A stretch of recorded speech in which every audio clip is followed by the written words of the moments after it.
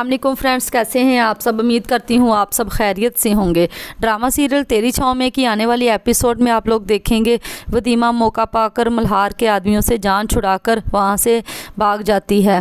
وہ بس زیادہ دور نہیں جاتی، تبھی ملہار کے وہاں پر وہ دیکھ لیتے ہیں وہاں گاڑی کے اندر لڑکی نہیں ہے۔ تبھی ملہار اپنے آدمیوں سے کہے گا فوراً جا کر دیکھو وہ لڑکی کدھر ہے۔ تب اس کے آدمی چاروں طرف پھیل جاتے ہیں ودیمہ کو ڈھونڈنے کے لیے، لیکن ودیمہ وہاں سے بھاگ نکلے گی، لیکن ان کے آدمی بھی اس کے پیچھے اینڈ تک پیچھا کرتے ہیں۔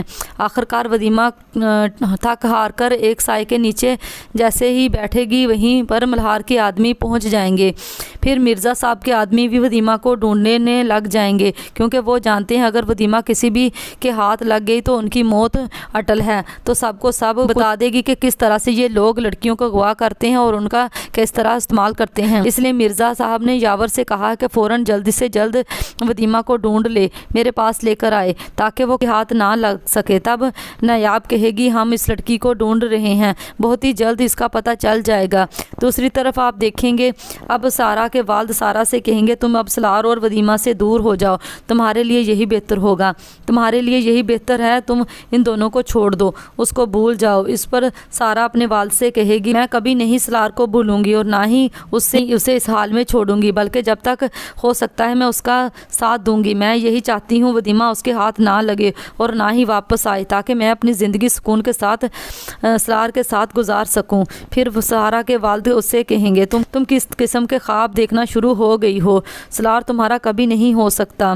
دوسری طرف جب نصیبوں کو پتہ چلتا ہے کہ مرزا کو گولی لگی ہے اور وہ ہاسپٹل میں ہے تو وہ اس کے ملنے کے لیے وہاں پر آتی ہے، آ کر اس کو بتاتی ہے کہ ایسے سلار پولیس کو لے کر میرے گھر تک پہنچ گیا تھا، انہوں نے میرا پورا گھر تلاش کیا ہے، لیکن شکر کر لو ودیمہ کا کہیں پتہ نہیں چلا، ورنہ سب سے پہلے اس نے ہماری قبر کھدوانی تھی۔ مرزا نصیبوں سے کہے گا تمہیں گھبرانے کی ضرورت نہیں ہے، ودیمہ پولیس کے ہاتھ یا پھر سلار کے ہاتھ کبھی نہیں لگے گی، میرے آدمی اس کو چاروں طرف سے ڈھونڈ رہے ہیں، جیسے ہی وہ اس کا پتہ چلے گا ہم فوراً ہی اسے وہیں پر گولی مار دیں گے۔ تبھی نصیبوں کہتی ہے اگر وہ گولی سے مر جائے تبھی بہتر ہے، ورنہ ہم لوگوں کی موت تو اٹل ہے۔ تو پھر مرزا نصیبوں سے کہے گا ایسا نہیں ہو سکتا کہ ہم لوگ کے اوپر کوئی شک کرے، تم جاؤ یہاں سے، اگر تم یہاں پر زیادہ دیر رک تو ہو سکتا ہے پولیس کو مجھ پہ شک ہو جائے، تمہارا یہاں پر آنا ٹھیک نہیں ہے، اس لیے دوبارہ تم مجھ سے ملنے کے لیے نہیں آنا اور نہ ہی یہاں آنے کی جرات کرنا۔ نصیبہ وہاں سے واپس آ جاتی ہے۔ طرف آپ دیکھیں گے سلار خود ہی ودیمہ کو ڈھونڈنے کے لیے جاتا ہے، جہاں پر وہ لڑکی کو چھڑوانے کے لیے گیا،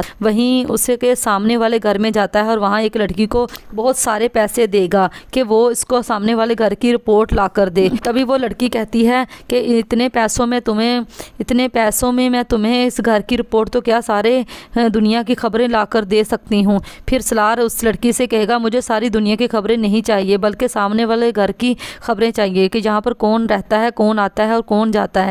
پھر وہ لڑکی کے ساتھ ڈیل کر لیتا ہے، اس کو پیسے دیتا ہے، پھر وہ لڑکی اس کو یقین دلاتی ہے کہ وہ ایک دو دن کے اندر ہی ساری ڈیٹیل نکال کر اسے دے دے گی۔ سلار جب گھر آتا ہے وہ بہت زیادہ پریشان ہوتا ہے، تبھی اس کے والد اس کو تسلی دیں گے اور کہیں گے اسے پریشان ہونے کی ضرورت نہیں ہے، بہت ہی جلد ودیمہ مل ہی جائے گی۔ اب پولیس بھی بہت زیادہ کوشش کر رہی ہے اس کو ڈھونڈنے میں، انشاءاللہ کوئی نہ کوئی بہتر حل نکل ہی آئے گا۔ سحر ماجد کو فون کرتی ہے اور بتاتی ہے سلار اس کے آدمیوں تک پہنچ چکا ہے جنہوں نے ودیمہ کو اغوا کیا تھا، دعا کرو وہ آدمی ابھی پولیس کے پاس کچھ نہ بولیں ورنہ تم تو پکڑے ہی جاؤ گے۔ پھر ماجد کہے گا اگر میں پولیس کی گرفت میں آیا تو بچو گی تم بھی نہیں، میں تمہیں اپنے ساتھ گھسیٹ کر ہی لے کر جاؤں گا۔